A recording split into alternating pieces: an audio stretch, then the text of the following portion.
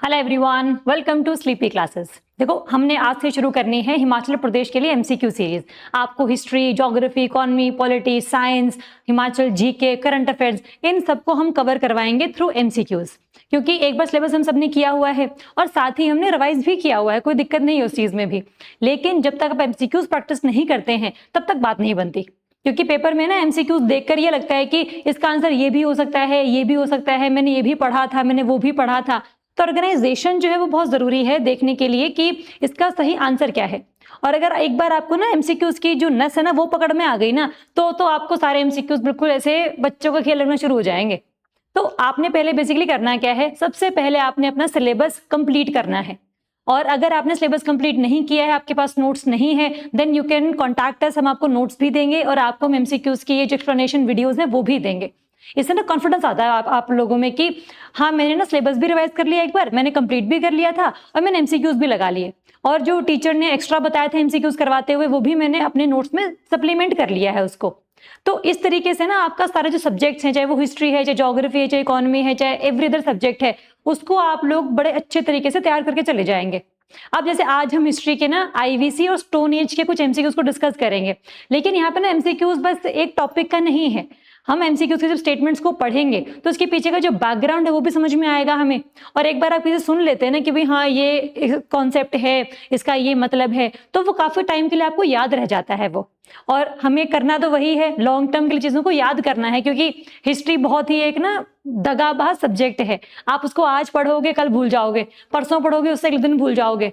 तो काफी सारे फैक्ट्स हैं, काफी सारी चीजें याद करने की रहती हैं। तो दोनों ना थोड़ा सा आपको दिमाग लगाना पड़ेगा कि कॉन्सेप्ट भी पढ़ने हैं आपने और साथ में फैक्ट्स भी याद करने हैं। ऐसा नहीं हो सकता है कि मैं तो बस कॉन्सेप्ट ही याद करता हूँ, मुझसे फैक्ट्स याद नहीं होते, मुझसे रट्टा नहीं लगता है। तो पेपर की तैयारी भी रहने दो, फिर तो कोई दिक्कत नहीं है। और ऐसा भी नहीं कि भी रट्टा में तो इतना तगड़ा मार लेता हूँ लेकिन कॉन्सेप्ट समझ में नहीं आते। तो दोनों ही चीजें जो है थोड़ी सी एक्सट्रीमिटीज वाली है। हमें बैलेंस्ड एक मिडिल पाथ निकालना है जिससे कि आपका सिलेबस पूरा हो, एमसीक्यू से प्रैक्टिस करके जाएं। और अगर आप इस सीरीज को भी फॉलो कर लेते हैं ना कि मैंने सारे सब्जेक्ट्स के जितने भी एमसीक्यूज आप लोगों ने करवाए, मैंने सारे अच्छे से करे, मैंने आपकी वीडियोज भी देखी, मैंने आपके नोट्स भी पढ़े, और दैट वी कैन एश्योर कि भी ना आपका पेपर इसमें से आएगा। आज तक हरियाणा का पेपर हमारे करवाए में से आया है। यूपीएससी के जो सब्जेक्ट्स जैसे हिस्ट्री है, हिस्ट्री में मान लो 26 क्वेश्चन आए हैं, कम से कम 18-19 तो करवाए में से ही आते हैं। बाकी 6 तो यार मतलब वो तो किसी ने भी नहीं करवाए हुए होते हैं। तो उतना तो हम एज लेके ही चलते हैं कि कोई बात नहीं, कि ये नहीं भी आए हैं तो 18 तो कम से कम सही है ना हमारे। तो एमसीक्यूज को प्रैक्टिस करने का जो एक मकसद है हमारा वो यही है कि आपको जो कॉन्सेप्ट है, जो फैक्ट है, वो अच्छे तरीके से रिवाइज हो जाए एंड लॉन्ग टर्म के लिए आपके दिमाग में सस्टेन कर जाए वो चीज। ठीक है, तो आज जो है हम लोगों ने प्री हिस्ट्री मतलब स्टोन एज की हम बात कर रहे हैं इसमें, और आईवीसी, इन दोनों का जो कॉन्सेप्ट है वो समझना है। कुछ फैक्ट्स याद हम लोग करेंगे और आप देखना कि आपने एक बार सिलेबस किया हुआ है तो क्या आपके सारे क्वेश्चंस ठीक निकल रहे हैं। वैसे तो हिमाचल में ना जो क्वेश्चंस है वो 2 स्टेटमेंट वाले या 1 लाइनर आते हैं, लेकिन ना हमने कोशिश ये करी है कि एमसीक्यूज हम थोड़ा सा यूपीएससी लेवल के बनाए। लेकिन ना ऐसा भी नहीं है कि बहुत ही ऐसे आउट ऑफ द बॉक्स बना दिए हैं। बस पेपर में चीजों को पूछने का तरीका अगर चेंज हो जाए तो फिर आप घबराएं नहीं। सबसे बड़ी बात तो घबराना ही है पेपर में बैठ के कि यार पेपर एकदम से आ कैसा गया। तो आपने डिफिकल्टी लेवल के लिए तैयार रहना है हमेशा के लिए। इजी आ जाए वो आपकी किस्मत है। अगर आप इजी के लिए तैयार होकर जाओगे और आ जाएगा डिफिकल्ट, फिर तो मतलब बहुत ही हड़बड़ाहट में 2 घंटे निकल जाएंगे और सिलेबस जो हमने अच्छे तरीके से किया हुआ था उसका कोई मतलब नहीं बन जाता फिर। Okay, so will discuss the MCQs and just थोड़ा सा ना आप लोगों ने ये ध्यान रखना है कि जब आप एमसीक्यूज को पढ़ रहे हो तो आपके नोट्स में चीजें कहाँ पे लिखी हुई हैं वो समझ में आनी चाहिए आपको, ताकि आपके नोट्स भी रिवाइज हो। मैं आपको ये नहीं कह रही कि आपने अपने जो नोट्स बनाए थे आप उसको फेंक दीजिए, हमारे नोट्स को पढ़ लीजिए। नहीं, जो आपने एक बार नोट्स बनाए हुए हैं वो बहुत ही अच्छे नोट्स होंगे, आई एम वेरी श्योर। आपने बस सप्लीमेंट करना है हमारे नोट्स से अपने नोट्स को, सो दैट पूरा ओवरऑल जो कॉम्प्रिहेंसिव कवरेज है वो हो जाए हमारा। ओके, चलो तो एमसीक्यूज देखते हैं, उसके बाद हम देखेंगे कि किस तरीके से आपने इन चीजों को पढ़ना है। देखो भाई, फर्स्ट एमसीक्यू क्या कहता है, regarding the classification of history consider the following statements. अब हिस्ट्री को हम 3 चीजों में क्लासिफाई करते हैं, एक प्री हिस्ट्री, एक प्रोटो हिस्ट्री और एक नॉर्मल हिस्ट्री। प्री हिस्ट्री का मतलब होता है कि ना आपके पास सिर्फ और सिर्फ आर्कियोलॉजिकल एविडेंसेस हैं कोई भी उस टाइम पे लोगों को कम्युनिकेशन करने की जो लैंग्वेज जो स्किल है वो डेवलप नहीं हो रखी थी। लोग जो या तो अलग अलग सिंबल्स से एक दूसरे को कम्युनिकेट करते थे या पेंटिंग करके अपनी बात बताते थे। सो अगर लैंग्वेज थी भी कोई तो हमें नहीं पता, हमें नहीं कोई इसका सोर्स मिला, कोई एविडेंस हमें इसके लिए नहीं मिला। फिर आता है आपका प्रोटो हिस्ट्री। प्रोटो हिस्ट्री का मतलब होता है जहां पे ना आर्कियोलॉजिकल एविडेंसेस भी आपको मिलेंगे कि जैसे कोई पॉटरी मिल गई या फिर कोई सामान मिल गया, बरियल्स हमने देख लिए, और साथ ही साथ लैंग्वेज भी मिली है हमें, but we are not able to decipher that out कि इसमें लिखा क्या है हमें नहीं पता। That is your proto history, transitional phase between pre history and history. अब हिस्ट्री वो होगी जिसके लिए आपको मल्टीपल एविडेंस मिल जाएंगे। हाँ, कुछ अलग लिखे होंगे कि किसी राजा ने अपने बारे में बहुत ही अच्छा बता दिया, किसी और ने बहुत ही बुरा कह दिया, बट कम से कम एविडेंस तो है हमारे पास। कॉन्फ्लिक्ट ही है बट फिर भी एविडेंस तो है ना हमारे पास। और साथ ही साथ आर्कियोलॉजिकल रिमेन्स भी हमारे पास हैं। लैंग्वेज भी अच्छी तरीके से डेवलप हो रखी है, चाहे कोई भी हो, चाहे वो मतलब खरोष्टी स्क्रिप्ट हो, ब्रह्मी स्क्रिप्ट हो, प्राकृत हो, पाली हो, लैंग्वेज तो सही ढंग से डेवलप हो रखी थी, लिखी भी जाती थी और पढ़ी भी जाती थी। So that is your history. So ये तीन फेज आते हैं हमारे। इस पे क्वेश्चन है हमारा, pre history refers to the period for which no written documents are available. नहीं है अवेलेबल। अब स्टोन एज है, स्टोन एज के स्टोन ही मिलेंगे, अब लिखी हुई चीज तो नहीं मिलेगी। अगर लिखना उनको आता होता तो वो स्टोन एज में क्यों होते उस टाइम पे, है ना। तो statement number 1 is right. Prehistoric societies are studied through tools, fossils, cave paintings and human remains. Yes, these are called archaeological remains, जिससे आपको उनकी लाइफस्टाइल का पता लगता था कि भाई वो क्या खाते थे, कैसे रहते थे, और कैसे अगर किसी की डेथ हो जाती थी तो बरियल्स कैसे करते थे, तो उससे पता लगता है हमें उनके कल्चर का, उनकी इकोनॉमी का, उनकी सोसाइटी का। The Indus Valley civilization is classified as proto-historic because its script remains undeciphered. IVC ना है तो बहुत ही ऐसे civilization urbanized थी, इन्होंने वो लिखी भी, लैंग्वेज में चीजें लिखी भी हुई है, लेकिन हम इतने इस टाइम पर डम हैं उनके कंपैरिजन में that we are not kind of, हम उस सिचुएशन में ही नहीं है कि भाई हम उसको पढ़ सके। सो वो क्या लिखा था क्या नहीं लिखा था हमें नहीं पता। पिक्टोग्राफिक में है बेसिकली वो, मतलब ऐसा नहीं कि कुछ लिखा हुआ है, सिंबल्स बनाए हुए हैं, उन सिंबल्स का अलग अलग मतलब है। तो ये बात सही है कि आईवीसी जो है वो ना तो हमारी प्री हिस्ट्री में है और ना ही हिस्ट्री में है, ये प्रोटो हिस्ट्री में आती है। हम इतने एबल है ही नहीं कि उसको हम पढ़ सके। A period can be classified as historical only when foreign travelers described it. ऐसा तो नहीं है कि जब तक फाइयान और ह्यूआनसांग नहीं आएंगे इंडिया में तो हमारी हिस्ट्री काम की नहीं होगी, ऐसा तो नहीं है। और यहाँ पर ओनली शब्द आ गया है, तो ओनली, ऑलवेज, जहां पर भी आ जाए 2 मिनट के लिए सोचना कि गलत है कि सही है। ऑलमोस्ट आ जाए चल जाएगा, मतलब and most of the time आ जाए चल जाएगा, बट ये ओनली और जो ऑल्सो ये है ना, ये बहुत खतरनाक शब्द हैं प्रीलिम्स के हिसाब से। तो इनमें आपकी 3 बातें सही हैं, चौथी गलत है। Which of the statement given above are correct. तो पहली 3 सही है हमारी, ऑप्शन क्या होगा, बी आंसर। तो ऐसे क्वेश्चंस आएंगे, ऐसे फैक्ट्स आपको पता होने चाहिए। थोड़ा सा दिमाग लगा के फैक्ट्स को देखना है कि भाई रट्टा भी नहीं लगाना है। कॉन्सेप्ट तो चलो ज्योग्राफी या साइंस में होता है, इसमें तो हिस्ट्री में कंपैरिजन ही होगा। तो बार बार पढ़ने से हमारा काम अच्छे तरीके से बन जाएगा। सेकेंड क्वेश्चन अब आते हैं, with reference to human evolution consider the following statements. अब देखो ये जो एमसीक्यूज है ना, इनकी जो एक्सप्लेनेशन है वो आपको मिल जाएगी, वो पीडीएफ में मिल जाएगी, कोई दिक्कत नहीं है। बस मैंने यहाँ पे लिखी नहीं बिकॉज पूरा आप मतलब उसको पढ़ेंगे तो काफी वो टेक्स्ट बल्कि हो जाएगा। एक बार गो थ्रू हो जाना, अपने नोट्स पढ़ लेना, इन एमसीक्यूज की वीडियो देख लेना और जो एमसीक्यूज की एक्सप्लेनेशन है उसको देख लेना। इससे हमारा जो पूरा हिस्ट्री है, मैंने क्योंकि हिस्ट्री करवानी है, एंड वो आपका कंप्लीट हो जाएगा। And same goes for again geography, अपना economy, polity and other subjects. चलो, with reference to human evolution, Homo habilis is associated with the first clear tool making ability. देखो हैबिलिस का मतलब है कि उसको ना टूल बनाने आ गए थे, उसको स्टोन का यूज करना आ गया था जिससे वो हंट कर सके। अभी तक वो सिर्फ फ्रूट्स को गैदर करता है और जानवर उसको मारता है, अभी तक वो जानवर को नहीं मार पाता बिकॉज फिजिकली तो जानवर ज्यादा स्ट्रांग होगा। तो होमो हैबिलिस जो है ना, तो ये सबसे पहले एसोसिएट किया जाता है, उसको टूल मेकिंग एबिलिटी आ गई है। Second, homo erectus had a fully upright posture and used fire. अब जैसे पहले चार दोनों हाथों पे, दोनों पैरों पे चलते थे, धीरे धीरे जो पोस्चर है वो थोड़ा सा अपराइट हो गया, इससे कि जो आपके हैंड है वो फ्री हो गए। अब जब हैंड फ्री हो गए हैं तो यू कैन इनोवेट फायर, या फिर जो है आप जो शिकार है वो और अच्छे से कर सकते थे। तो होमो इरेक्टस उससे एसोसिएटेड है। Neanderthals used advanced tools and buried their dead. Neanderthals होते थे जो काफी ज्यादा कम टेम्परेचर वाले एरियाज में पाए जाते थे, तो उनके पास अच्छी टेक्नोलॉजी थी। उनकी बॉडी का अगर आप स्ट्रक्चर देखोगे ना, आज भी जो बरियल्स हैं वहां पे, तो उनकी अडेप्टेशन जो है बॉडी की वो हो चुकी थी, that they can survive in the lowest temperatures. This statement is also right. Homo sapiens lacked symbolic thinking and artistic expression.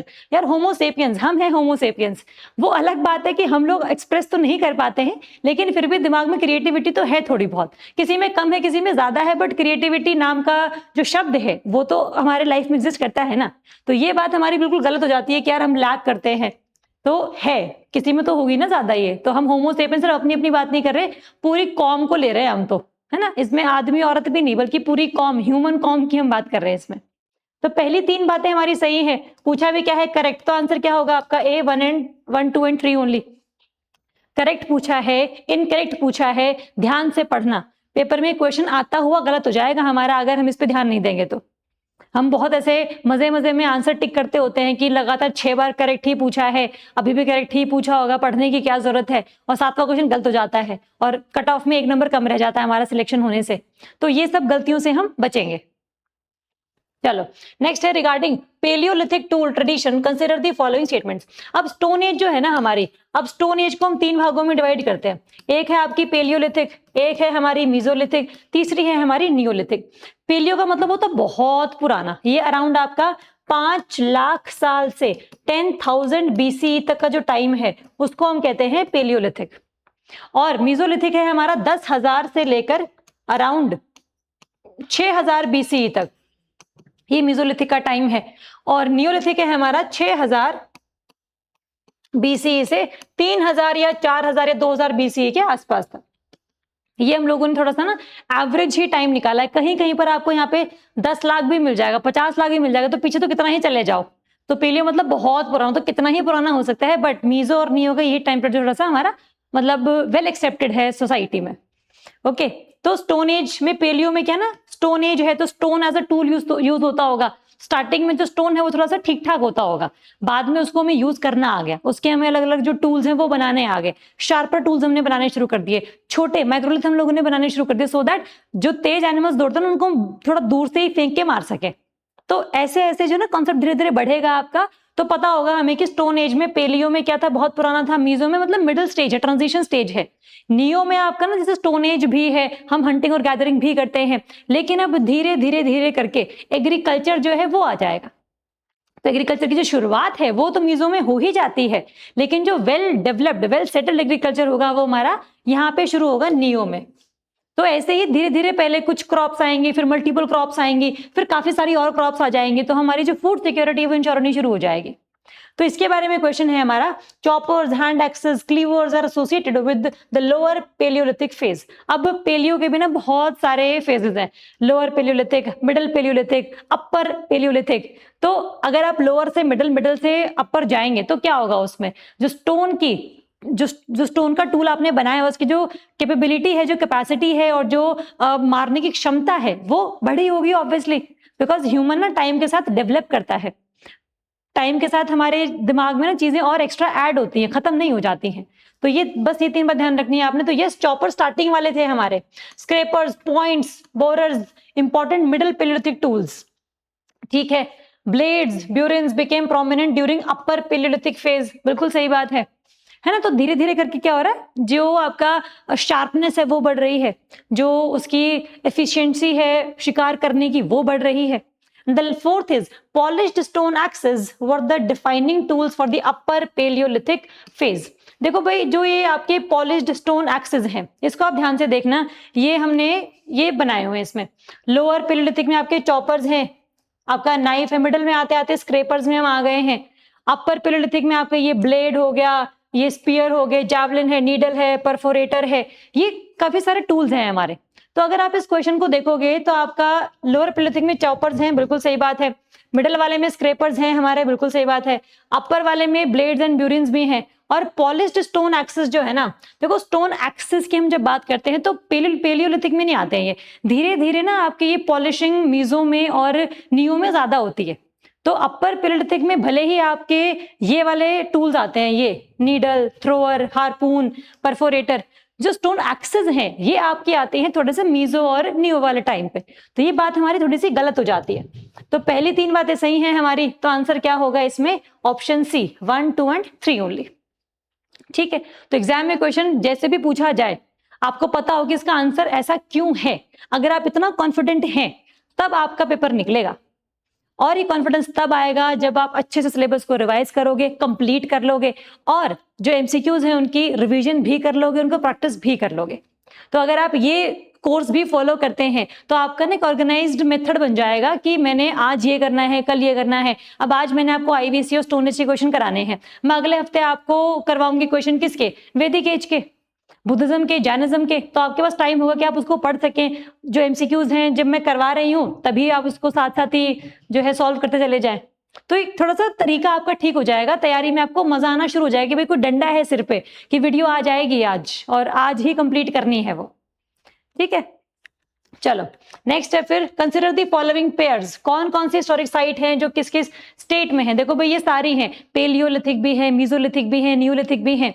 जो बोरी है वो कहां पर है, आपका महाराष्ट्र में है, ये आपकी पेलियोलिथिक साइट है। ठीक है, बेलन वैली ये आपका यूपी में है, यस। दिदवाना राजस्थान में है, नागार्जुन कोंडा ये है आपका आंध्र प्रदेश में। ये सारी प्री हिस्टोरिक साइट्स हैं, मतलब जब तक हिस्ट्री में लैंग्वेज का डेवलपमेंट नहीं हुआ था तो उससे पहले स्टोन एज जो थी उसकी सारी साइट्स हैं। ये याद रखनी है हम लोगों ने, क्योंकि एग्जाम में क्वेश्चन जो है वो काफी ज्यादा आता है। और आपको जो एक्सप्लेनेशन दी है ना हम लोगों ने, उसमें सिर्फ यही वाली साइट्स नहीं है, बल्कि इसके साथ साथ जो और साइट्स भी हैं वो मैप में दी हुई हैं प्रॉपर। अगर आपके पास इसके नोट्स नहीं है तो आप नोट्स भी ले सकते हैं, अगर आपके पास इसके एमसीक्यूज नहीं है तो एमसीक्यूज एक्स्ट्रा भी आप ले सकते हैं। बस मकसद क्या है, मकसद सिर्फ इतना है कि सिलेक्शन होना चाहिए, प्रीलिम्स हमारा क्लियर होना चाहिए। चलो, तो चारों ही बातें सही हैं। कितने पेयर सहीली मैच्ड हैं, how many of the pair, मतलब कि 1 2 3 4 नहीं, कितने सही हैं, तो चारों के चारों ही सही हैं। तो answer will be your all 4 pairs are correctly matched, option D. Next is with reference to mesolithic age. Mesolithic है आपकी ट्रांजिशनल फेज, यहां पर आता है यूज ऑफ माइक्रोलिथ। एम से मीजो है, एम से माइक्रो है, मतलब छोटे छोटे पत्थर जो बहुत ही दूर से आप फेंक के मारते हैं और जानवर की डेथ कर देते हैं। Okay, first of all microlith और characteristics tools of this period, हमेशा ये तो मतलब याद होना ही चाहिए। माइक्रो मतलब mesolithic. Hunting and fishing remain important occupations, ठीक बात है। अब जब तक यार एग्रीकल्चर नहीं होती है तब तक तो क्या होगा, हंटिंग होगी, गैदरिंग होगी, फिशिंग होगी, इसी से हम काम चलाएंगे अपना। फायर तो हमारे पास आ ही गई है तो हम खाना भी इजीली बना सकते हैं, अपना पका सकते हैं बेसिकली, तो ये बात भी सही है। Hunting increasingly focused on smaller animals instead of large animals. अब क्योंकि आपके पास माइक्रोलिथ है, छोटे पत्थर हैं, छोटा पत्थर अगर आप बड़े एनिमल को मारोगे तो क्या वो मरेगा, नहीं मरेगा ना, तो वो तो मजाक उड़ाएगा आपका कि मरने के लिए आ गया। तो अगर छोटे पत्थर है, माइक्रोलिथ है, तो ऑब्वियसली जो जानवर छोटे होंगे उसी पर आप शिकार करोगे ना, खरगोश को मार लोगे, कैट को मार लोगे, उसको खा लोगे। बड़ा पत्थर एलिफेंट पर आपने स्टोन मारा, क्या ही बिगड़ेगा उसका, उसका तो कुछ नहीं बिगड़ेगा, अब वो आपका बिगाड़ेगा। तो ये बात हमारी थोड़ी सी बिल्कुल सही है कि लार्ज एनिमल्स हमने नहीं फोकस करने थे, हमने स्मॉलर एनिमल से फोकस करना था। All Mesolithic communities had completely abandoned nomadism and practiced settled agriculture. देखो यार ये all कहां पर आ गया ना, तो ये दिक्कत दे रहा है। All, always, only, मेरे को तो बहुत ही ज्यादा ये खराब लगते हैं कि यार जब साफ पता लग रहा है कि भी बच्चा इसको ध्यान से पढ़ेगा तो आपने क्यों दी स्टेटमेंट ये वाली। लेकिन ये गलतियां अगर HPPSC वाले कर रहे हैं, स्टेट के अदर जो हम तैयारी करते हैं वो कर रहे हैं, तो वो हमारे लिए अच्छी बात है, वो उनके लिए बुरी बात नहीं है। ठीक है, तो ये ऑल मेसोलिथिक कम्युनिटीज। अब इस सिचुएशन में ना एग्रीकल्चर आ चुका था, देखो भाई एग्रीकल्चर ना थोड़ा थोड़ा धीरे धीरे आना शुरू हो गया है, डोमेस्टिकेशन ऑफ एनिमल्स भी शुरू हो गई है, लेकिन आप ऑल बोलोगे तो बात गलत हो जाएगी हमारी। So some mesolithic communities started settled agriculture and abandoned the practice of nomadism and hunting. तो ये बात हमारी कंप्लीटली सही नहीं है, गलत है, तो पहले हमारे 3 सही हैं, तो आंसर होगा आपका बी 1 2 एंड 3 ओनली। ओके, चलो next is regarding Mesolithic burials and artistic practices consider the following statements. Generally जितना भी अपने को पता लगा ना चीजों के बारे में, बरियल से ही पता लगा है, तो वो बरियल्स ही कैसे कर रहे हैं, किसके साथ किसको दफना रहे हैं, क्या उसके साथ कोई डॉग दफनाया जा रहा है या जो उससे काम की चीजें थी वो दफनाई जा रही है, इससे ना पता लगता है कि what was the practice of burials and what the concept about death, कि आप डेथ के बाद कहीं अगर जाएंगे, अपनी नई लाइफ शुरू करेंगे, तभी तो सामान भेजने की फिर आपको रिक्वायरमेंट फील होगी, है ना। चलो, तो पहला, some dead were buried along with microliths and shells. ये बात भी सही कि भाई क्या पता मरने के बाद भी हंटिंग करनी पड़ जाए, तो माइक्रोलिथ तो कम से कम उसके आसपास रख ही देना ताकि यूज अगर करना हो तो कर सके। Second, animal remains at mesolithic sites included dogs, deer, boars, ostrich. ठीक बात है, ये सारे साइट्स में ना जो मिले हैं ना हमें बरियल्स, वहां देखने को मिला सारा सब कुछ है। इससे पता लगता है कि भाई उनकी जो थिंकिंग थी वो क्या थी, that there is life after death. जो आज हम एक्सेप्ट नहीं कर पा रहे हैं, अगर हमारा कोई यारा प्यारा चला जाता है, तब उस टाइम पर सोचो आप कि उनको पता था कि भाई डेथ के बाद भी लाइफ है। So that was the main objective of doing that. Rock paintings जैसे आदमगढ़ में हो गई, भीमबेटका में हो गई, ये सब मिली है हमें मेसोलिथिक टाइम की। यहाँ पर डांसिंग सीन्स हैं, यहाँ पर हंटिंग सीन्स हैं, यहाँ पर आपके एनिमल्स को शो किया हुआ है, तो बिल्कुल सही बात है। रॉक पेंटिंग्स तो बहुत ही तगड़ा जरिया है चीजों का पता लगाने के लिए। The last one is Mesolithic paintings depicted animals only and contained no hunting or social scenes. अब ये स्टेटमेंट अगर हमारी गलत हो जाती तो बहुत ही लानत हम पे है, क्योंकि यहाँ पर ओनली लिखा आ गया कि भी सिर्फ एनिमल्स की पेंटिंग्स है। अब भीमबेटका जब आप करोगे तो क्या उसमें एनिमल्स ही एनिमल्स दिखाए गए हैं? हंटिंग सीन्स भी हैं, ग्रुप टुगेदर वाले सीन्स भी हैं, अपना जो है डांस वाले सीन्स भी हैं, और जो लोग हैं वो घोड़े पर बैठ के भी ऐसे हंट करने के लिए जा रहे हैं, तो वो सारे सीन्स आपको देखने को मिलेंगे इसमें। तो ये ओनली जब वर्ड आ गया है तो बात हमारी थोड़ी सी फंस जाती है, तो पेपर में ये ऐसी बातें ध्यान से पढ़नी है, तो ऑप्शन हमारा गलत है ये वाला। तो कौन कौन सी करेक्ट पूछी है, तो आंसर क्या होगा आपका? ए, 1, 2 एंड 3 ओनली। ठीक है, तो स्टोन एज को भी थोड़ा सा ना आपने ऐसा समझना है कि भाई इसमें से क्वेश्चन अगर आएगा तो थोड़ा सा दिमाग लगा के सॉल्व करना, अपने आप को ना उस जगह पे रख के देखना कि उस टाइम पे लोग क्या करते होंगे। एम्पैथेटिक बोलते हैं ना हम लोग इसको कि भाई अपने आप को दूसरे की जगह पे रख के देखो और फिर जो है समझो कि आसपास क्या कम्युनिटीज कर रही होती है उस टाइम पे और क्या उसका आंसर होगा। ठीक है, चल next is with reference to neolithics life consider the following statement. New का मतलब है कि नया रेवोल्यूशन टाइप सा, मतलब कि एग्रीकल्चर जो है वो आ चुकी है, डोमेस्टिकेशन ऑफ एनिमल्स हो चुका है, हंटिंग गैदरिंग खत्म नहीं हुई है, बस थोड़ी सी कम हो गई है। ठीक है, पहला, एग्रीकल्चर एनकरेज्ड परमानेंट और सेमी परमानेंट सेटलमेंट्स।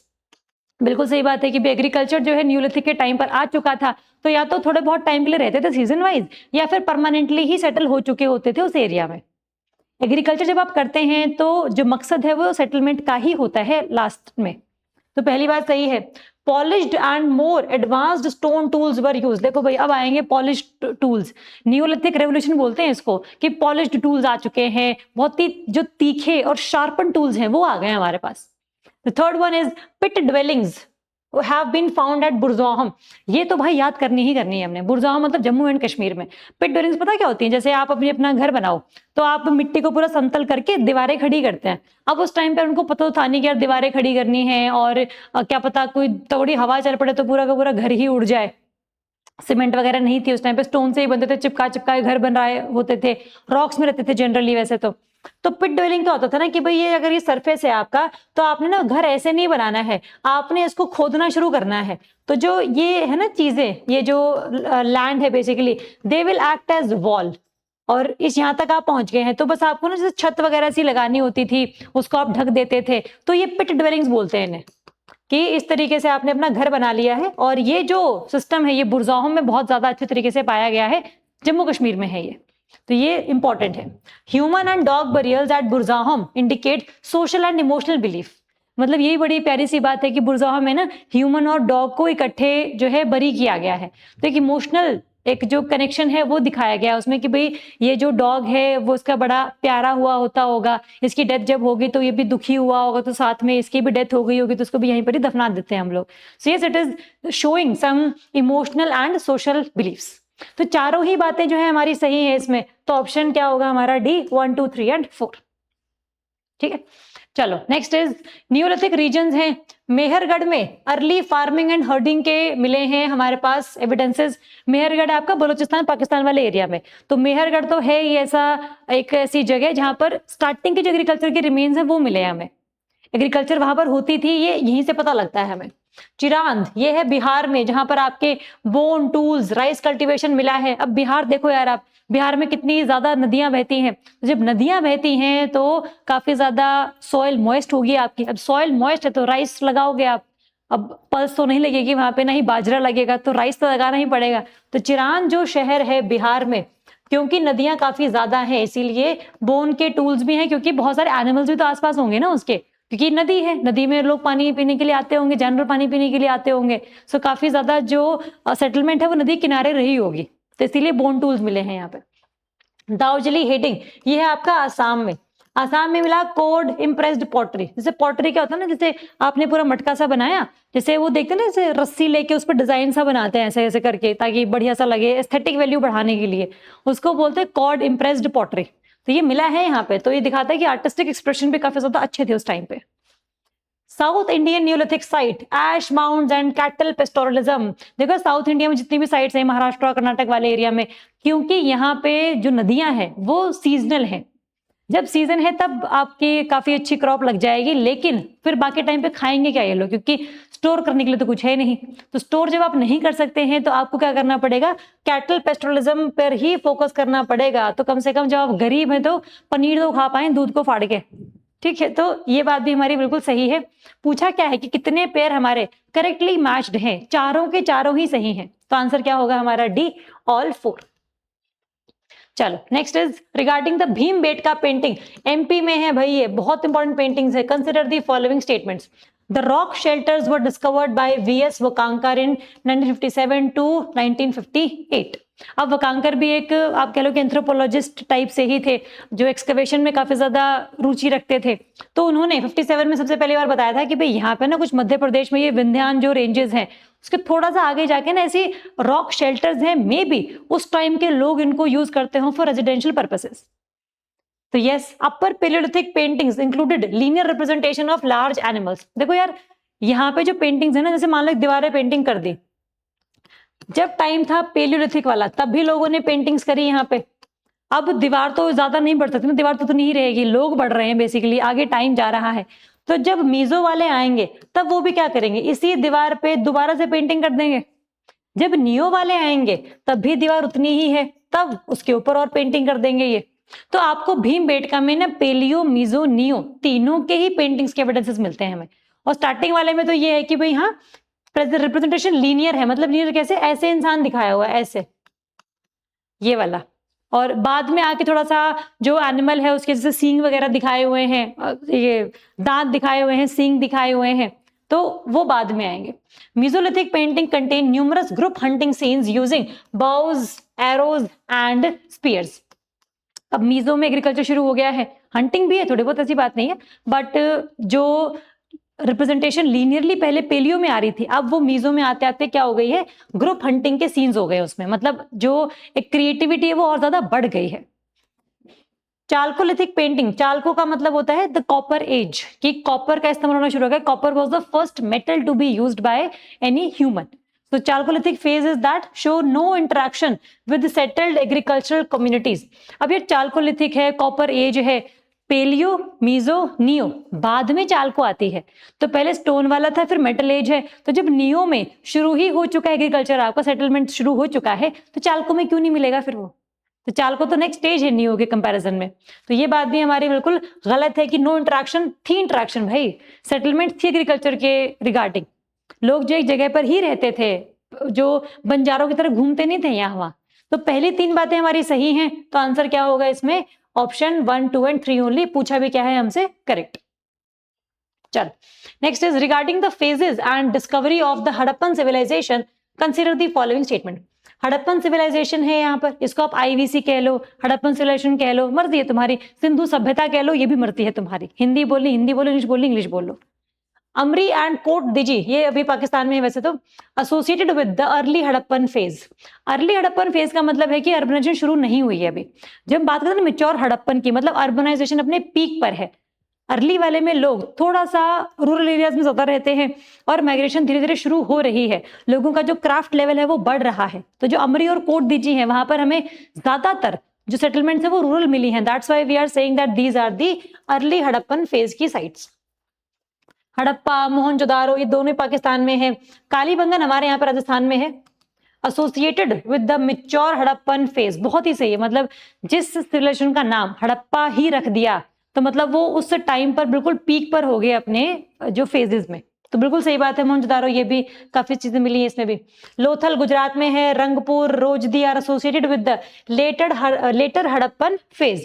बिल्कुल ठीक बात है यार इसमें कि लोथल गुजरात वाले एरिया में, या आपका रंगपुर है ना, तो रोजडी लेटर वाले हैं। और लेटर वाले पता क्या है, जैसे अर्ली वाले में भी आप थोड़ा सा रहते थे रूरल एरियाज में, फिर आया आपका मेच्योर हड़प्पा जहां पर आया आप अर्बन एरियाज में, और फिर दोबारा से जब लेटर हड़प्पन आई तब जो है अर्बन से भी लोग दोबारा से जाना शुरू कर चुके थे रूरल में।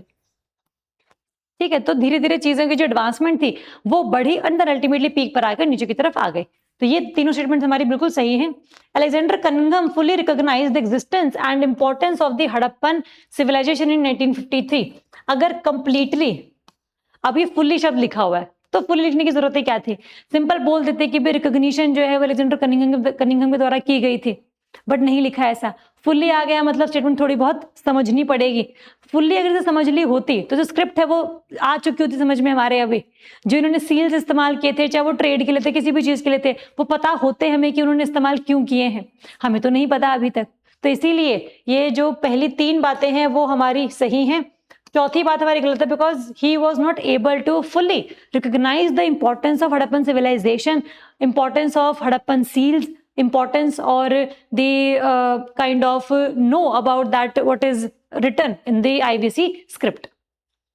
तो पहले तीन बातें सही हैं हमारी, तो ऑप्शन बी 1, 2 and 3 ओनली। चलिए next is consider the following statements regarding the geographical extent of the Harappan civilisation. पूरे इंडिया में हड़प्पन सिविलाइजेशन कहां पर होगी? Around Indus river, around Saraswati river and around the tributaries of both these rivers, Indus and Saraswati.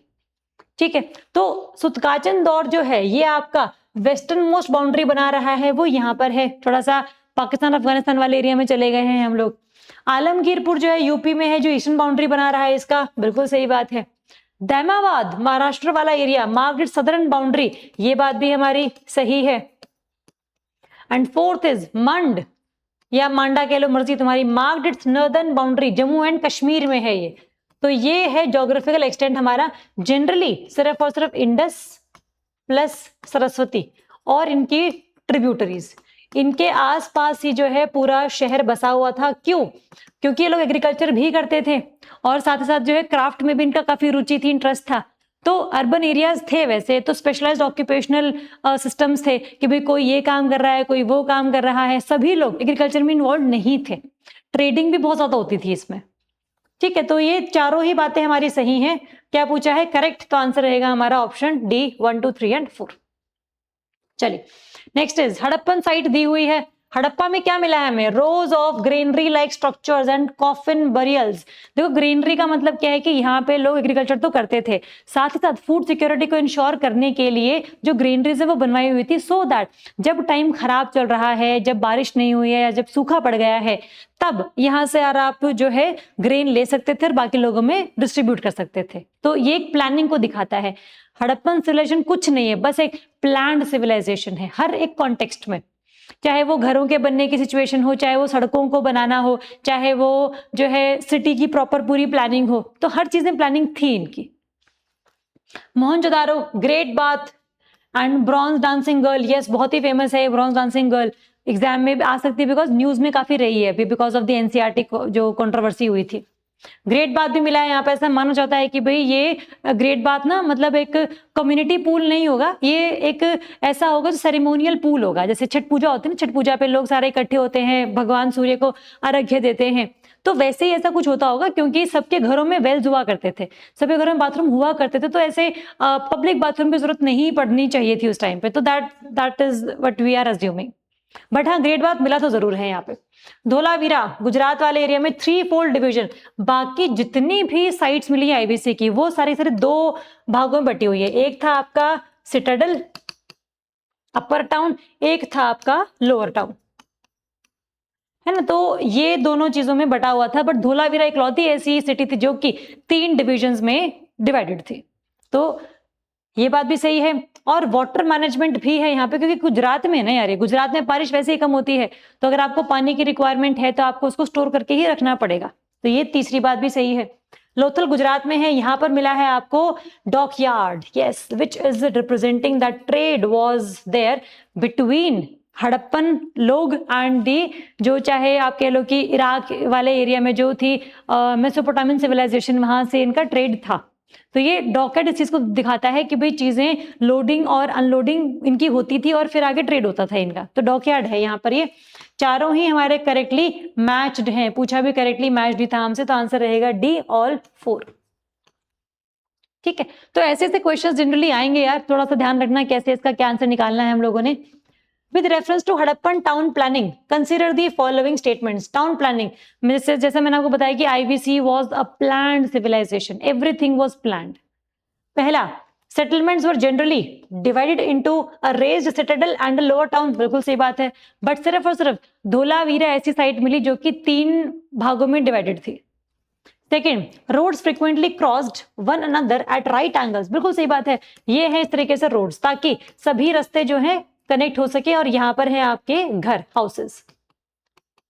तो traffic को manage करने के लिए बढ़िया तरीके से रोड स्ट्रक्चर जो है वो क्रिएट किया हुआ था। Third, houses commonly contained courtyards, bathrooms and in some cases private wells. Yes, private wells भी थे भाई इनके पास, मतलब क्योंकि इतना ज्यादा हाइजीनिक कंडीशंस को सूद करने के लिए इन्होंने काम किया था, तो कंडीशंस बहुत सही थी, यहाँ पे डिजीजेस भी कम मिलती हैं। तो बहुत थ्योरीज आएंगे इसके डिक्लाइन की, आईवीसी के, बट एक भी थ्योरी ये नहीं बोलेगी कि यहाँ के लोग जो है इसलिए सारे खत्म हो गए, कोई डिजीज फैल गई थी, उनके पास कोई इलाज नहीं था। डिजीज आ ही नहीं सकते बिकॉज इतना हाइजीनिक पूरा सेटलमेंट है हमारा ये। तो street drains were generally open and lacked inspection point और मैनहोल्स। अब ओपन तो हमारे यहाँ पर है, अभी आज तक अगर आपने अपने आसपास देखा होगा तो नालियों के ऊपर कवर तो बहुत कम जगहों पर है।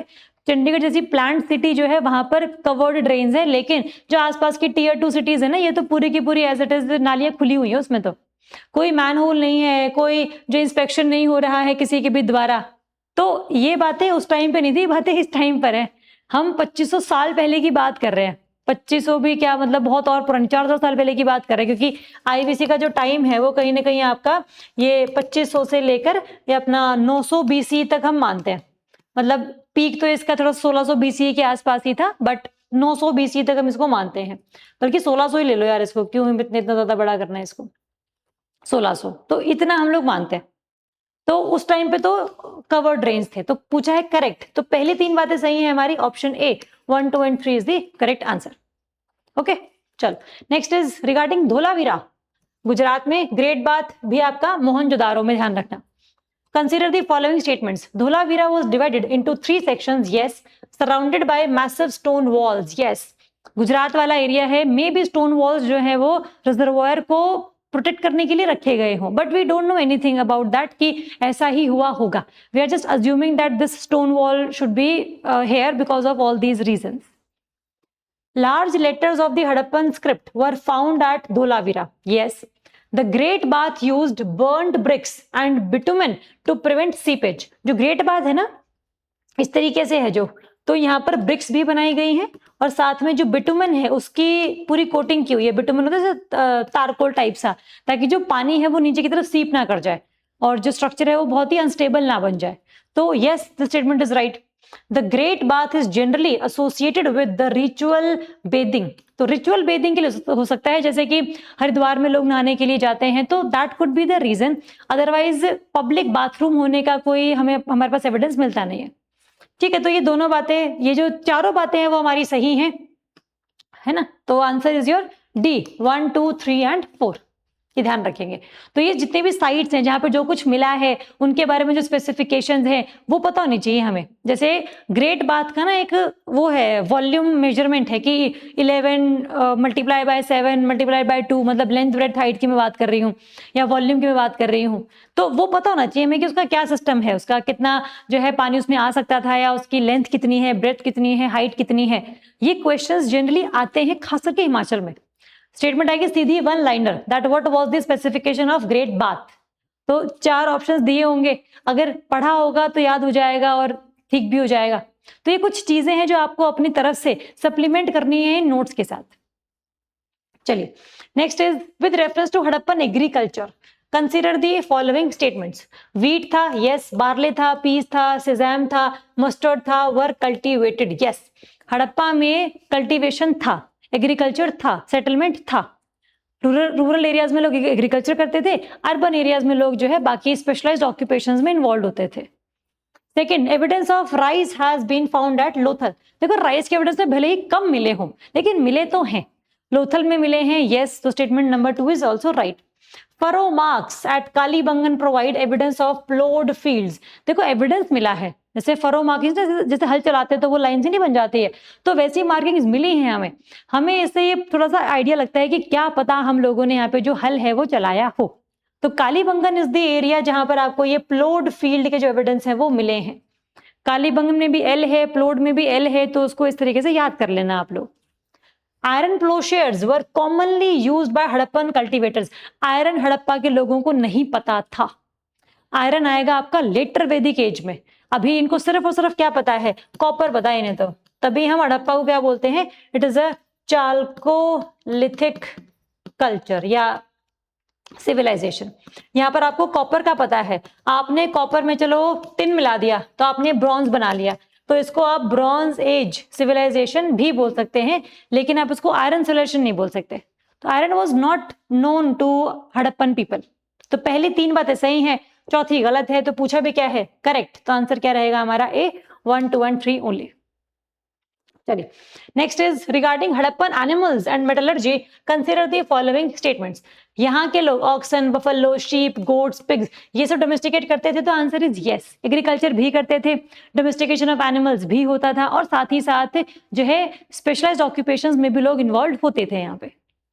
Second, asses and camels were used as beast of burden. Yes, थोड़ा सा मतलब ऐसे ढोने के लिए, सामान ढोने के लिए इनका इस्तेमाल किया जाता था।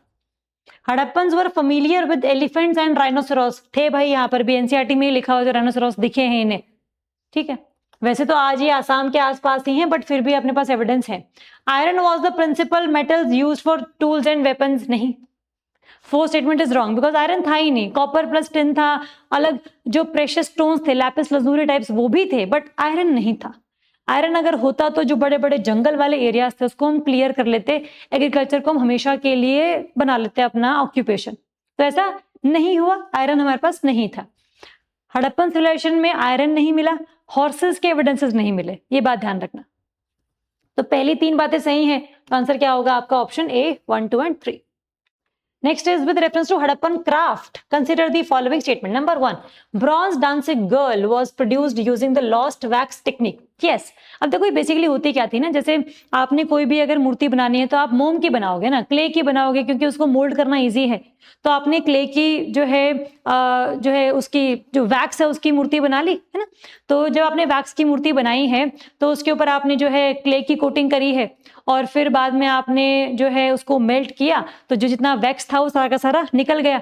तो अब जो क्ले के अंदर, क्ले तो नहीं इतना मतलब वो होता ना कि वो मेल्ट होकर नीचे की तरफ गिर जाए, तो वैक्स पूरा टेक्निक आपने बनाई, पूरी जो आपके पास स्कल्पचर आपने बनाना था वो पूरा बनाया आपने, और फिर उसके अंदर जो है आपने मेल्टेड जो मेटल है वो पोर कर दी, जिससे कि उसने पूरी की पूरी जो खाली जगह थी क्ले के अंदर वो सारी उसने ले ली। फिर बाद में आपने क्ले को वहां से हटा दिया, तो ब्रॉन्ज जो आपने गिराया था उसके अंदर उसको बोलते हैं ब्रॉन्ज डांसिंग गर्ल। तो पहले स्कल्पचर बनाया वैक्स से, उसकी कोटिंग करी आपने क्ले से, फिर उसको गर्म किया, वैक्स सारा पिघल गया, पीछे क्ले वाला सिस्टम रह गया, उसमें जो जगह बची हुई जिसमें आपने जो लिक्विड मेटल है वो डाल दी, बाद में जब मेटल सॉलिडिफाई हुई तो आपने क्ले कोटिंग को हटा दिया। That is your called lost wax technique. Wax तो चला गया, बस क्ले क्ले रह गया, क्ले को हमने बाद में हटा दिया। तो ऐसे ही बनी है ये। Harappan seals were generally made of steatite. Yes, steatite जो सोपस्टोन टाइप सा था उससे बने थे ये। Yes, the exact function of the perforated pots remains debated. अब यार देखो ये पॉट्स मिले थे, जैसे ना ऐसे कुछ ऐसे पोर्ट्स हैं, यहाँ पर से छेद हो रखा है, इनमें होल हो रखा है, तो ऐसा माना जाता है कि they were used mainly for the fermentation, जैसे वाइन बनाने के लिए है ना, जैसे मतलब लिकर बनाने के लिए, तो वो बनाने के लिए इस्तेमाल होता था, ऐसा हमने अज्यूम किया है। बट जो इनका एग्जैक्ट फंक्शन था वो हमें अभी तक थोड़ा सा नहीं पता, तो इसीलिए we don't know about that. Terracotta carts provide evidence of wheel transport and miniature toy making. जितने भी आपके टेराकोटा मतलब क्ले, सो क्ले के बने हुए बहुत सारे आपको टूल्स मिले हैं, आपको बहुत सारे टॉयज मिले हैं, जो पहिए वगैरह व्हील्स हैं वो मिले हैं। तो ये चारों ही बातें हमारी सही हैं रिगार्डिंग हड़प्पन सिविलाइजेशन। तो आंसर रहेगा आपका ऑप्शन डी 1, 2, 3 एंड 4। अब अगर आप ये 4 स्टेटमेंट्स करके जा रहे हैं तो आपके एमसीक्यूज 30 नहीं है, ये आपके 120 एमसीक्यूज हैं सिर्फ 2 टॉपिक्स में से। तो थोड़ा सा ध्यान से इसको समझना, चीजों को इमेजिन करना कि भाई कैसे चीजें हो रही हैं, starting from paleo to meso to neo, कैसे कैसे चीजें चेंज हुई। अगर स्टोरी आपके दिमाग में बिल्कुल सही ढंग से फिट हो रखी है ना, तो फैक्ट्स आपको जनरली याद हो जाते हैं, कोई प्रॉब्लम इतनी आती नहीं है हमें उसमें। ओके, चलिए next is regarding Harappan trade and raw materials, consider the following statements. Copper was procured from the Khetri region of Rajasthan. आज भी Khetri mines are very very very famous for the copper mining. तो बिल्कुल सही बात है, ये उस टाइम पर भी थी। चर्ट ब्लेड्स, चर्ट होता है स्टोन टाइप सा, एक स्टोन है, were obtained from the Rohri hills of Sindh. Yes, Pakistan वाले एरिया से आता था ये। लैपिस लजूली, बड़ा ये अच्छा स्टोन होता था, जैसे ना हम काफी सारे स्टोन पहनते हैं, नीलम हो गया, जो है और भी बहुत सारे होता है, जो जो बाबा वगैरह बताते हैं ना कि यार इस वाली उंगली में ये वाली अंगूठी पहन लो, ये वाला पत्थर पहन लो, एमेथीस्ट पहन लो, लैपिस लजूली पहन लो। तो ऐसे ऐसे पत्थर थे वहां पे विच वॉज प्रोक्योर्ड फ्रॉम बदखशान, जो अफगानिस्तान वाले एरिया में है, वहां से आता था। तो उस टाइम पर वहां पे काफी सारी जो ये स्टोन्स हैं बड़े अच्छे मिलते थे, तो वहां से उसको प्रोक्योर करते थे हड़प्पन सिविलाइजेशन के लोग। Shortughai served as a Harappan trading settlement connected with the central Asia. Shortughai भी आपका बड़ा एक अच्छा सिस्टम था, जहां पर आपको ना कनाल्स के एविडेंसेस भी मिले थे। तो ये चारों ही बातें सही हैं हमारी। तो ऑप्शन क्या रहेगा हमारा? D 1, 2, 3 and 4। तो ध्यान रखना कि भाई क्या क्या था हमारे पास। चर्ट स्टोन्स थे, जो स्टेटाइट था वो जो अपने सील्स है वो बनाने के लिए इस्तेमाल होता था, जो टेराकोटा था वो टॉयज बनाने के लिए काम होता था। लैपिस लजूली बहुत ही ऐसे आप कह लो कि एक्सपेंसिव मटेरियल था, जो मंगाते थे for using in the jewellery and ornaments. मतलब ऑर्नामेंटेशन प्लस ज्वेलरी दोनों ही अवेलेबल थे इस टाइम पे। ठीक है, तो ये एक एविडेंस है हमारे पास। With reference to the Harappan script and weights, consider the following statements. The script was largely pictographic, yes, rather than alphabetical. आज तो हम जैसे ABCD लिख रहे हैं, समझ में आनी शुरू हो जाती है। बट अगर आप कोई फोटो बना दोगे और पता नहीं होगा इसका मतलब क्या, अब ये मैंने बनाया है, इसका क्या मतलब है, सिर्फ मुझे ही पता है और किसी को नहीं पता, तो पिक्चर का कुछ भी मतलब हो सकता है। तो उनकी जो स्क्रिप्ट है पिक्टोग्राफिक ही है भाई, नहीं समझ में आ रही है तो क्या करें। तो इसीलिए IVC is the part of proto history, not prehistory, not history. Most inscriptions were short and appeared on seals. जैसे seals बनते थे तो यहाँ पर कैसे कुछ ऐसे ठप्पा सा लगा होता था, किसी एनिमल का है या कोई भी ऐसे सिंबल बना हुआ है। अब ये नहीं पता हमें कि वो क्या है, तो हमें समझ में नहीं आ रहा है क्या कहना क्या चाह रहे हैं। The script may have followed a Boustrophodon pattern. Boustrophodon होता है जैसे यहाँ से पहले यहाँ गए, फिर यहाँ से यहाँ आए, फिर यहाँ से यहाँ गए, फिर यहाँ से यहाँ आए, तो ऐसे zigzag मैनर में लिखना को बोलते हैं बोस्ट्रोफिडॉन। तो ऐसा हो सकता है that this script is also boustrophedon in nature. Lower weight denomination followed the binary system while higher denominations followed the decimal system. अब जैसे आपने कोई चीज अगर मेजर करनी है, मापनी है, कितना इसका वेट है, तो वेट्स एंड मेजर्स के लिए जो चर्ट स्टोन्स हैं उनका इस्तेमाल होता था। अब चर्ट स्टोन थोड़े बहुत छोटे भी हुआ करते थे, थोड़े बड़े भी हुआ करते थे। छोटे वाले क्या है, 1 का, 16 का, 32 का, 8 का, 2 का, ऐसे ऐसे हुआ करते थे। ये बाइनरी सिस्टम्स थे। डेसिमल वाले थे जो हायर उसके थे, जैसे 600, 240, 100, है ना। तो ये बात बिल्कुल सही है कि जो लोअर वेट्स हैं ये फॉलो करते थे बाइनरी सिस्टम को, और हायर डिनोमिनेशन वाले करते थे डेसिमल सिस्टम्स को। ठीक है, तो ये चारों ही बातें हमारी जो है सही हैं। तो option D 1, 2, 3 and 4 will be the correct answer.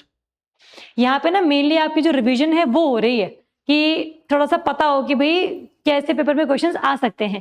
आएंगे देखो इससे इजी है, इतना तो मैं श्योरिटी ले सकती हूँ कि इससे इजी क्वेश्चन आएंगे। अगर आप डिफिकल्टी लेवल थोड़ा सा हायर रखोगे ना अपनी तैयारी के टाइम पे, सो पेपर में बैठ के ना आपको कुछ भी आ जाए, you will be well prepared. और दिमाग ऐसा बना के जाना आप लोग, है ना, कि पेपर में चाहे कुछ हो जाए यार, 2 घंटे अच्छे से बिताने हम लोगों ने, 2 घंटे दिमाग चलाना है हमने।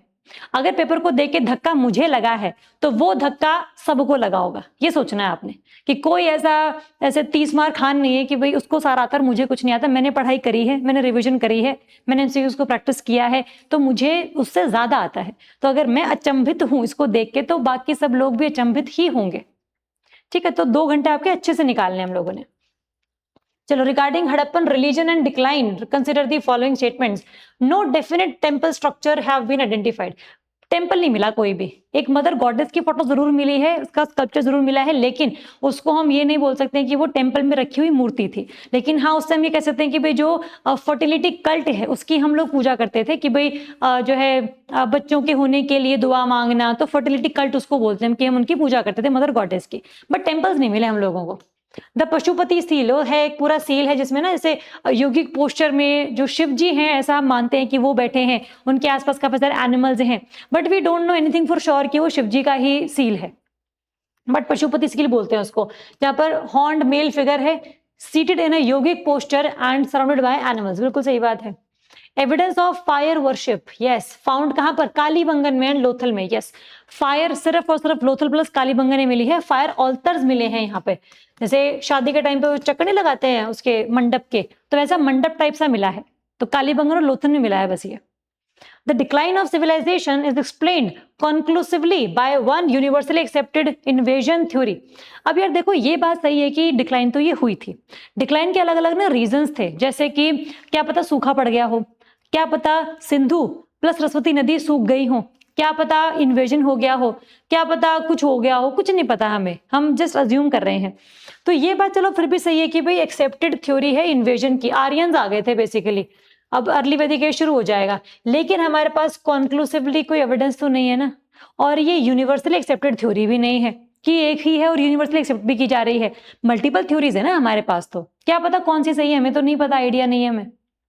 तो यस, पहली 3 बातें हमारी सही है, चौथी हमारी गलत है क्योंकि ये हम नहीं सही मानते कि यूनिवर्सली एक्सेप्टेड है। तो answer is your option B 1, 2 and 3 only. चलिए, next is with reference to major developments in human evolution consider the following statements. Bipedal walking मतलब 2 पैरों से चलना, अब हाथ का हमने इस्तेमाल छोड़ दिया है चलने के लिए। Freed human hands for carrying objects and making tools. Yes, तभी तो जो है फिर हम आगे टूल्स बना पाए, स्टोन एज में एंटर कर पाए, हंट कर पाए, खाना खा पाए, है ना? तो बिल्कुल सही बात है। Control over fire help in cooking, protection and survival in colder regions. Yes, जैसे हमने निएंडरथल्स की बात करी थी, तो वो सर्वाइव क्यों कर पाए? Because of the discovery of fire. The growth of language strengthened cooperation and social life. अब यार तुम ये देखो कि क्या लैंग्वेज थी वहां पे उस टाइम पे, मतलब मेजर डेवलपमेंट्स ये है कि मतलब हम स्टोन एज की बात नहीं कर रहे हैं, बट जब हम आगे इवॉल्व कर रहे हैं, अगर लैंग्वेज डेवलप हो गई है तो यस, सोशल लाइफ में कोऑपरेशन थोड़ा सा बढ़ जाता है, बातें बतानी आसान हो जाती हैं यार।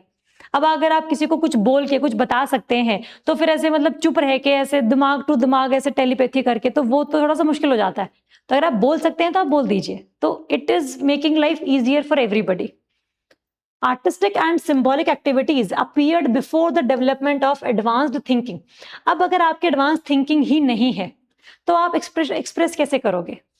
आर्टिस्टिक जो एक्सप्रेशन है वो कब आएगा? जब सोचने की कैपेबिलिटी डेवलप होगी।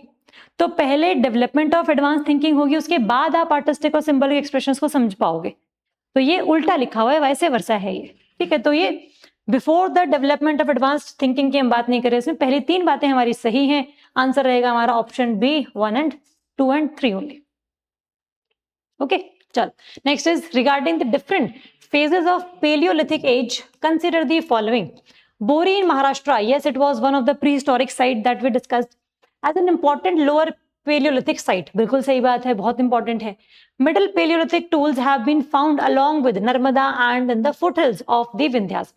देखो यार, बेसिकली पता है क्या है ना कि बहुत सारी साइट्स मिली हैं, कई सारे साइट्स के एविडेंस भी मिल गए हैं, लेकिन ना जब आप कंफ्यूज होते हो क्या विंध्यास वाले मीजो वाले थे या अपर पेरियोलिथिक वाले थे या नियो वाले थे, कंफ्यूजन है, उस बात को सच मान लेना, क्योंकि भले ही हमें आज वो एविडेंस नहीं मिले हैं, आगे जाके मिल जाएंगे।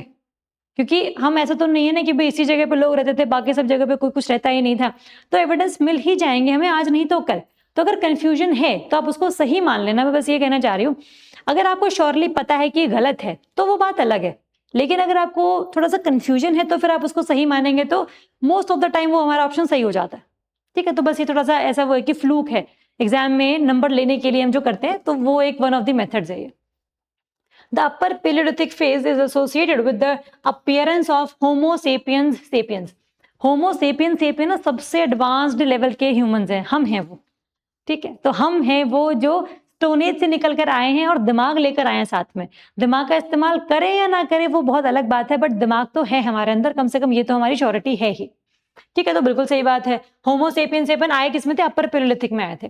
Polished celts and ring stones were the characteristic tools of lower palaeolithic. अब पॉलिश्ड तो हमने अपर पैलियोलिथिक में भी मना कर दिया था, तो पॉलिशिंग तो बाद में शुरू होगी ना यार, जब नियो आएगा, जब मीजो का लास्ट फेज चल रहा होगा, तो पॉलिशिंग तो बहुत दूर की बात है अभी। तो ये बात हमारी गलत है, पहली तीन हमारी सही है। तो आंसर क्या होगा आपका? Option A 1, 2 and 3 only. Next is with reference to mesolithic life, middle the transition phase between paleo and neo. Consider the following statements. Evidence from Sambhar in Rajasthan has been associated with early plant cultivation. Sambar lake Rajasthan में, भले ही आज वहां पर नमक की खेती होती है, मतलब नमक की प्रोडक्शन होती है, लेकिन बहुत पहले यहाँ पे जो नदी सरस्वती है वो बहती होती थी, तो उस टाइम पर आपको काफी सारे जो एग्रीकल्चर के एविडेंस है वो भी देखने को मिल जाएंगे। तो यस, अर्ली प्लांट कल्टिवेशन के एविडेंस आपको मिलेंगे यहाँ पे। Hunting and fishing remained important, yes, but hunting increasingly focused on smaller animals, yes we discussed कि मिजो में माइक्रो आ गया था, छोटे एनिमल्स को हम टारगेट करते थे। Reduction in nomadism was accompanied by animal domestication and primitive cultivation, yes nomadism reduce हो गया था, खत्म नहीं हुआ था, ये बात ध्यान रखना। Mesolithic houses were invariably rectangular buildings made up of baked bricks. अब यार मतलब बेसिकली ये कि यहाँ के जो घर थे ना मिजो वाले, थोड़े से राउंड शेप्ड वाले थे। रेक्टेंगुलर घर बहुत बाद में बनाने शुरू करे हम लोगों ने, पहले तो केव्स में ही रहते थे, बट धीरे धीरे जो है स्टार्टिंग में रेक्टेंगुलर वाले नहीं थे, आपके सर्कुलर वाले भी थे। तो इसमें लिखा हुआ इनवेरिएबली कि मतलब रेक्टेंगुलर के अलावा कुछ होता ही नहीं था, तो सर्कुलर घर भी थे, रेक्टेंगुलर भी थोड़े बहुत मिल गए होंगे, but most of them were circular in nature. So पूछा क्या है, करेक्ट कौन कौन सा है आंसर इसमें? तो पहली तीन सही है हमारी, तो answer is 1, 2 and 3 only, C. ठीक, next is regarding prehistoric rock paintings in India, consider the following statements. Number 1, Archibald Carlleyle. जब भी बात आए एग्जाम में रॉक शेल्टर्स को डिस्कवर करने की, तो बात करना आर्चिबाल्ड कार्लियल की। जब बात आए भीमबेटका की, तो बात करना वीएस वकांकर की। ठीक है, दोनों अलग अलग हैं। इन्होंने पहले खोज लिया था कि भी रॉक शेल्टर्स होते हैं, भीमबेटका वाले बाद में आए थे। ठीक है, he discovered prehistoric rock paintings, yes, in Mirzapur region in 1867, yes, UP का जो मिर्जापुर है वहां पर इनको ये जो रॉक पेंटिंग्स है वो मिली थी, भीमबेटका वाली वकांकार को मिली थी। Black, white, red, occur were among the colours used in prehistoric rock paintings, बिल्कुल सही बात है। ब्लैक कलर का भी इस्तेमाल है, व्हाइट कलर का भी इस्तेमाल है, रेड कलर का भी इस्तेमाल है, ग्रीन कलर का भी इस्तेमाल है, येलो का भी इस्तेमाल है, बट जनरली ये तीन जो कलर्स हैं वो यूज होते थे। Their subjects included animals, stylized human figures and geometric designs. Okay. Bhimbetka paintings belong exclusively to the Mesolithic period.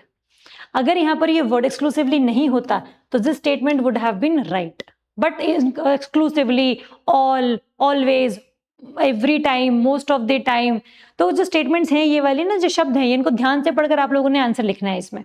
तो पहली ही तीन बातें सही हैं हमारी, तो answer is your option A 1, 2 and 3 only. Next is, ये हड़प्पन साइट है राखीगढ़ी, क्या मिला है यहाँ पर?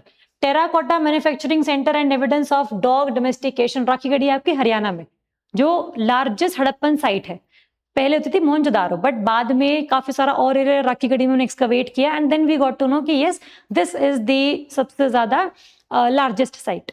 तो first statement is right. Terracotta formation है यहाँ पर, टेराकोटा मतलब आपका ये क्ले फॉर्मेशन, टॉयज वगैरह बनाने के लिए।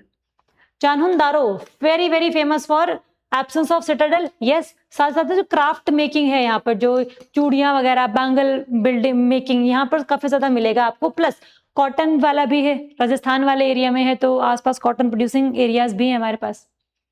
बनावली ये भी आपका हरियाणा में है।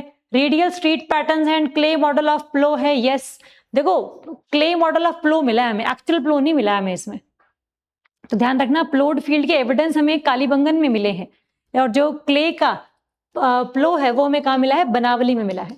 सुरकोतदा ये क्या है आपका? पोर्ट बरियल है। जैसे ना बरियल अलग अलग तरीके के होते थे उसमें, जैसे कई पॉट बरियल होते थे, कई जो है सिंगल बरियल्स हैं, कई जो है कपल बरियल्स भी हमने देखने को मिले हैं। तो ये सारे जो पॉट बरियल्स हैं आपको सुरकोतदा में मिले हैं। चारों ही बातें हमारी करेक्टली मैच्ड हैं, तो आंसर क्या होगा आपका? Option D, all 4। इसको समझना, अगर ये सारे क्वेश्चंस में से एक ही क्वेश्चन भी बने ना आपका कि पॉट बरियल्स के लिए कौन सी साइट फेमस है, तो आंसर क्या होगा आपका? सुरकोतदा।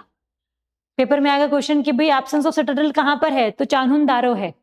तो ध्यान रखना कि भाई भले ही इसमें आपके जो सारे ऑप्शन सही हम लोगों ने मार्क किए हुए हैं, बट आपने इसमें दिमाग ये लगाना है कि भाई ऐसे एमसीक्यूज से पेपर में एमसीक्यूज जो आएगा वो आपका सही कैसे होगा। ये आपको थोड़ा सा एज अ रेफरल वैल्यू है इसकी हमारे लिए। चलिए, with reference to Harappan ornaments and personal appearance, ornaments were made from metals, gemstones, bones, baked clay. बिल्कुल सही बात है, आपको ये वो भी मिले हैं, नेकलेस भी मिले हैं, सिंदूर वगैरह भी लगाया मिला है औरतों के माथे पे, बड़े बड़े बड़े हेयर स्टाइल बनाए हुए हैं वहां पे उस टाइम पे, तो बड़े अच्छे ऑर्नामेंट्स थे उस टाइम पे। Both males and females wore ornaments, बिल्कुल सही बात है, ठीक है। तो cinnabar, face paint, eyeliner were known to the Harappans. Yes भाई, सिनाबार आपका मरकरी सल्फाइड है आई थिंक, ये तो सिंदूर बनाने के लिए जो इस्तेमाल होता था तो उसमें मिला है ये। Cotton and wool spinning, yes, were completely not absent, it was present. तो ये बात हमारी गलत हो जाती है, तो कॉटन तो था ही ना बेसिकली यार इसमें, तो पहली तीन बातें सही हैं, तो answer D, answer B 1, 2 and 3। तो देखिए ये है स्पिंडल वोल, तो ये तो था ही ना पूरा ऐसे कपड़ा वगैरह बनाने के लिए। Next is regarding Harappan external trade, Mesopotamian text refers to regions called Meluhha, Magan, Dilmun. बिल्कुल सही बात है। अब हमारे पास ना मेसोपोटामिया की जो लैंग्वेज है वो फिर डिसिफर आउट हम लोगों ने कर ली है, तो उसमें ना बहुत सारे शब्द हैं जैसे डिलमन, मगन, मेलुहा, ये अलग अलग चीजों के लिए रिप्रेजेंट किए गए हैं। तो ये बात सही है कि भाई ये टेक्स्ट में मिले हैं हमें सारे रीजन्स। मेलुहा जो है वो identified with the Harappan region, बिल्कुल सही बात है। दिलमुन जो है बहरीन के साथ है, yes. Archaeological evidence suggest that Harappan trade was confined entirely to the Indian subcontinent. अब अगर इंडियन सबकॉन्टिनेंट के साथ ही होता तो अफगानिस्तान से दूर जाता ही नहीं है, तो उसमें ईरान भी आ गया है, इसमें और बहुत सारी जगह भी आ गई जहाँ से ट्रेड होता है। हम अफगानिस्तान से टिन मंगाते हैं, हम जो है ईरान से ट्रेड करते हैं, सील्स मिले हैं हमारे वहाँ पे, हमारे यहाँ मेसोपोटामियन सील मिले हैं। तो मतलब सिर्फ इंडियन सब कॉन्टिनेंट ही नहीं, अफगानिस्तान पाकिस्तान का एरिया ही नहीं, बल्कि बहुत दूर दूर तक ट्रेड हो रहा है। तो आर्कियोलॉजिकली हम बात करें तो हमारे पास एविडेंस ये सही नहीं है ये वाला, तो पहले तीन बातें सही हैं। जो डिलमन है बहरीन वाला एरिया है, मगन है आपका ये मकरान कोस्ट जो ओमान के पास है, मकरान कोस्ट, तो वहां तक ट्रेड था इन सब का, है ना। तो ये बताता है मेसोपोटामियन टेक्स्ट। तो पहली तीन बातें सही हैं हमारी, चौथी गलत है, तो आंसर होगा हमारा 1, 2 and 3। Next is with reference to Harappan script. Consider the following statement. Most Harappan inscriptions are short and occur on seals. बिल्कुल सही बात है, छोटी छोटी है, ऐसे बहुत बड़ी सील्स नहीं है। पशुपति सील पे कुछ लैंग्वेज लिखी हुई है, कहीं पर कुछ लैंग्वेज लिखी हुई है, ऐसे मतलब बड़ी बड़ी इंस्क्रिप्शंस नहीं है हमारे पास कि पूरी दीवार ही भर दी उन लोगों ने। The script is largely pictographic, yes, rather than alphabetical, yes. Script is associated with the possible Bostrophodon style of writing, yes. Script has been completely deciphered out. इसी का तो दुख है, यही तो नहीं हो रहा है। तो पहली दूसरी तीसरी सही है हमारी, फोर्थ हमारी गलत है, तो आंसर रहेगा आपका B 1, 2 and 3। Regarding Harappan weights and measures, चीजों को मापने के लिए जो चीजें इस्तेमाल होती हैं, consider the following statements. Weights were generally cubical and often made of chert, yes, chert जो है that is one of the type of stone. Lower denomination followed binary sequence, yes. High denomination decimal sequence, yes. Smaller weights में have been used for jewellery and beads, yes. छोटे मोटे जो jewellery है उसको major करने के लिए छोटे वाले डिनोमिनेशन के जो चर्ट स्टोन्स है वो यूज होते होंगे, ठीक है। बाकी जो बड़े वाले हैं वो ग्रेन को तोलने के लिए होता होगा, ग्रेनरीज में डालने के लिए जो पहले तोलते होंगे तो उसके लिए वो इस्तेमाल होता होगा। तो पहली चारों बातें सही है हमारी इसमें, तो पहला, दूसरा, तीसरा, चौथा, answer D is your option. Next is with reference to Harappan pottery and terracotta objects. Harappan red and black pottery, भाई याद रखना है इसको, RBP है ये, Harappan RBP, red and black pottery, generally wheel made and well fired, yes. Fired है मतलब well fired, मतलब कि जैसे बढ़िया तरीके से बनाया गया है इसको और बहुत मजबूत थी, तभी आज तक भी मिली है हम लोगों को ये। Perforated pots may have been served specialized technical और ritual functions, हो सकता है, ये हमने में लिखा है कि फर्मेंटेशन हो रही हो यहाँ पे या वाइन मेकिंग हो, तो उसके regarding. Terracotta cards suggest familiarity with animal drawn wheeled transport, बिल्कुल सही बात है, ऐसे हमने वो मिले हैं, में से व्हील्स मिले हैं, उसके टॉयज मिले हैं, तो टेराकोटा के बने हुए हैं वो।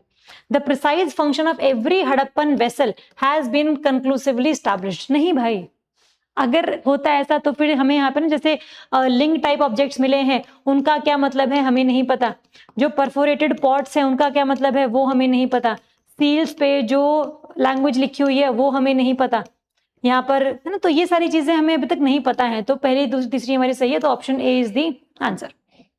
तो क्वेश्चन पेपर में इस तरीके से जो क्वेश्चंस हैं वो आपके आ सकते हैं। आपने बस ये समझना है इससे पूरे 30 एमसीक्यूज से कि अगर इन स्टेटमेंट्स में से वन लाइनर क्वेश्चन आ गया तो आपका सही होगा वो वाला, ठीक है। तो चाहे ऑप्शंस आपके 1 2 3 ही सारे सही हैं या 1 2 3 4 सारे सही हैं, 2 3 4 सही हैं, आपको दिमाग में बस में एक ये क्लिक होना चाहिए कि भाई इसका आंसर है क्या, चाहे ऑप्शन कोई भी सही हो, उसमें से पता हो कि सही क्यों है, तभी तैयारी हमारी ठीक है।